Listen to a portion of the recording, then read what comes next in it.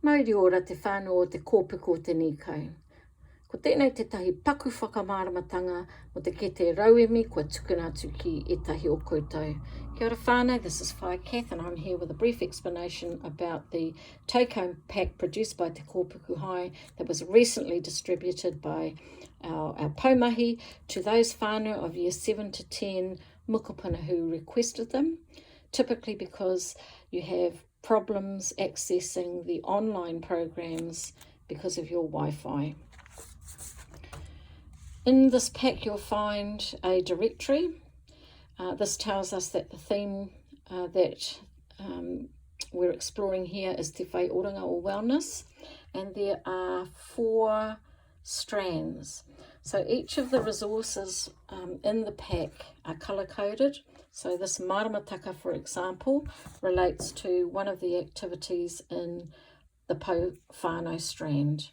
1 or 2 activities or resources require being used over 2 strands. In this case, Pou Tinana and Pou Henengaro.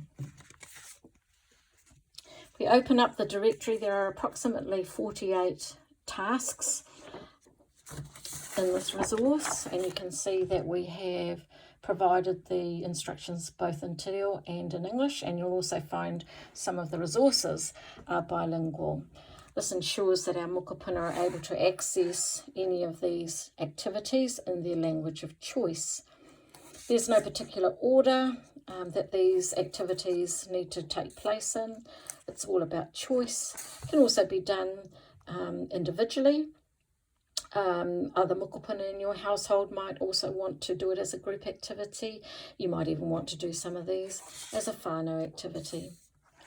All of the learning areas of the curriculum are covered off. So we've got activities around tāwhaki or the language arts, activities for tāwhiri mātea, maths and pāngarau, activities for henerehia, those who are inclined towards the arts, henerau katauri, those who are our music buffs, and so on.